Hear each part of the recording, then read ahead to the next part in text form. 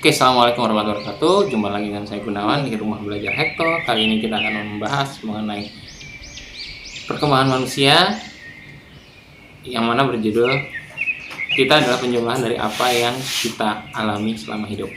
Oke, simak video ini sampai habis. Jangan lupa untuk klik like, share, dan subscribe. Oke.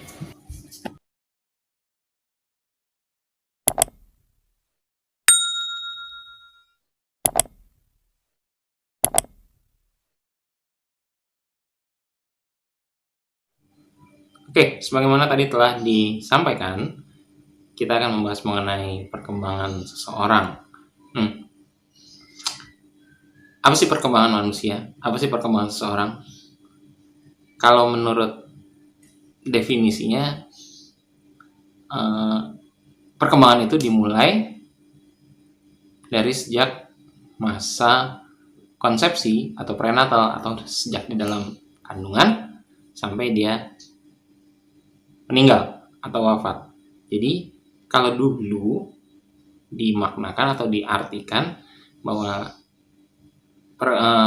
perkembangan manusia itu dimulai dari sejak lahir, tapi tidak, ternyata justru semenjak di dalam kandungan atau sejak masa konsepsi dia sudah dimulai. Harlock mengatakan bahwa masa prenatal bukan saja periode khusus, tapi juga periode yang sangat menentukan. Jadi masa prenatal atau masa sebelum kelahiran saat di dalam kandungan itu sudah menjadi periode yang penting. Karena itu ketika sudah di dalam kandungan juga harus dijaga.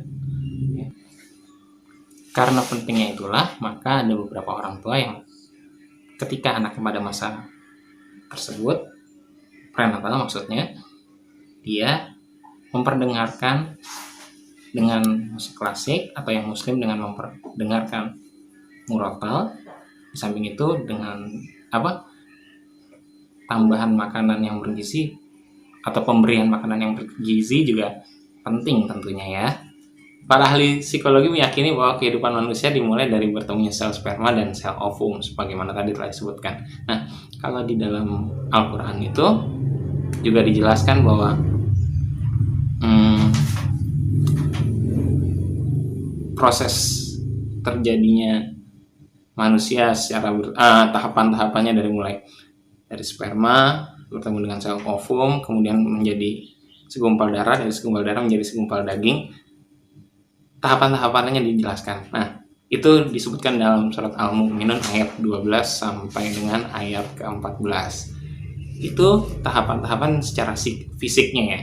Nanti bisa dilihat ya di Qurannya yang muslim.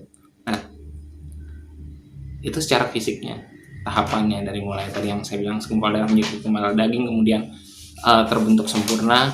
Setelah itu dilahirkan seperti itu. Nah, seiring perjalanan waktu, manusia itu mengalami banyak hal dalam hidupnya.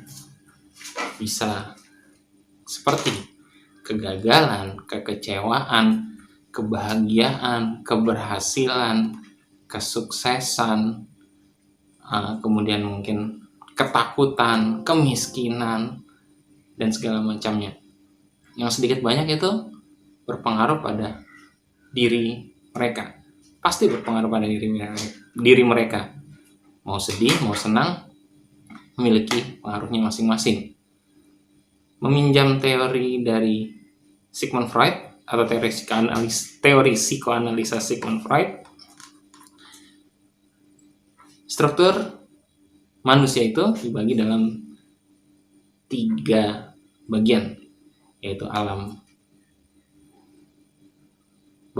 tak sadar atau unconscious, alam bawah sadar atau subconscious, ada juga yang bilang preconscious, kemudian alam sadar atau conscious. Seperti alam sadar tuh yang ya sekarang ini disadari. Oke, kita akan membahas dari alam tak sadar dulu. Apa sih alam tak sadar? Alam tak sadar itu adalah dorongan atau insting yang tidak disadari, bisa juga seperti dendam dan sebagainya, yang berada di dalam diri kita. Dia ingin keluar, tapi kadang bisa beda bentuk.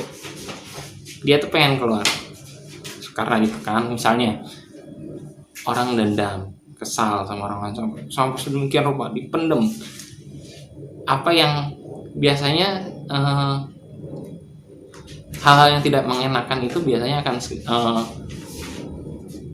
setelah dilewati, contoh misalnya kekecewaan atau dendam dan sebagainya, karena karena dikecewakan menjadi dendam, itu masuk ke dalam diri kita, tidak mungkin diperlihatkan secara terus-menerus. Biasanya dipendam, akhirnya masuk ke alam tidak sadar.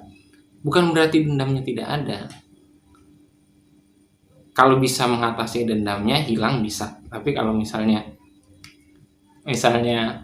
dia tidak mampu mengatasinya, itu bukan hilang. Mungkin dalam dirinya dia ditanya, lu masih kesel sama si X? Enggak. Benar nggak kesel. Tapi ternyata sebenarnya alam tak sadar mengatakan dia masih kesel. Nah, itu bisa muncul kadang dalam bentuk yang berbeda. Contoh misalnya karena benci banget sama seorang anak lah. Kalau benci orangnya sudah dewasa atau remaja benci sama seorang anak kecil, nggak tahu kenapa, mungkin emang anak kecilnya suka nakal dan sebagainya, itu malah menunjukkan reaksi sayang yang berlebihan. Kok bisa begitu ya? Itulah yang disebutkan dengan keinginan atau perasaan dari alam tak sadar itu yang ingin keluar, tapi bentuknya berbeda. Apakah hanya seperti itu? Bisa juga keluar lewat mimpi. Contoh, kadang-kala tiba-tiba seorang bangun dari tidurnya kaget, seperti tersentak, kaget, deg-degan. Terus dia tiba-tiba mikir, kok mimpi gue ngebunuh si X ya, padahal gue udah lama nggak ketemu dia, udah lama nggak kontak, udah lama ya nggak berhubungan sama sekali, tapi kok gue bisa ya mimpi sampai kayak gitu. Mimpi itu adalah bahasa simbolis yang muncul dalam kondisi saat kita tidak sadar. Iya dong, kalau orang tidur pasti kita nggak sadar.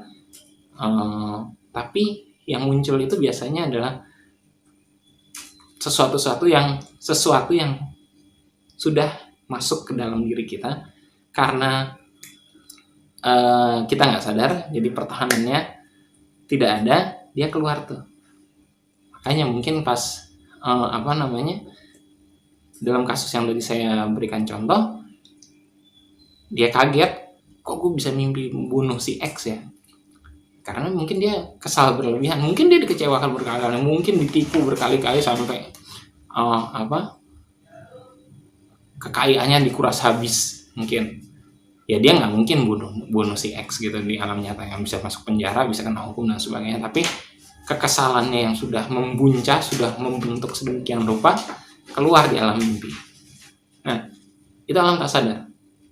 Alam bawah sadar. Sekarang kita masuk ke alam bawah sadar. Alam bawah sadar itu satu tingkat di atas alam tak sadar dan berada satu tingkat di bawah kondisi kesadaran. Nanti ada gambarnya kok. Nah, alam bawah sadar adalah elemen atau tingkatan yang tidak disadari, tapi kadang bisa muncul dengan cepat atau mungkin juga agak sukar. Hal ini bisa muncul dari persepsi sadar. Contoh, maksudnya gimana sih? Kok bisa muncul dari persepsi sadar? Gini, misalnya gampangnya seseorang naik motor, mata fokus ke depan. Kalau tiba-tiba ada kendaraan nyalip, tiba-tiba jempolnya mainin klakson, tit. Kita masih fokus ke depan, jempolnya udah main. Atau tiba-tiba ada motor muncul dari gang. Itu yang main alam bawah sadar, karena sudah tahu programnya. Ada di depan ada gang, tiba-tiba ada motor kencang, kita untuk menghindari tabrakan nikung. Nah, seperti itu. Itu contoh bentuk dari alam bawah sadar yang muncul dari persepsi sadar. Maksudnya muncul dari persepsi sadar gimana ya? Motor yang mau nyalip yang tiba-tiba ada di depan kita itu kan berada dalam kondisi kita di alam nyata seperti ini kan, sedangkan kita butuh gerak cepat seperti itu contoh gerakan bawah sadar di alam sadar itu. Nah, bisa juga ini muncul dari alam bawah sadar juga, muncul dari persepsi tak sadar yang biasanya kalau ini dalam kasus ini lebih sering muncul ke salah ucap. Contoh misalnya dia tiba-tiba nyebut nama orang karena kesalnya, misalnya tiba-tiba terus temennya nanya, lo ngomongin siapa? Oh enggak, secara nggak sadar keluar gitu.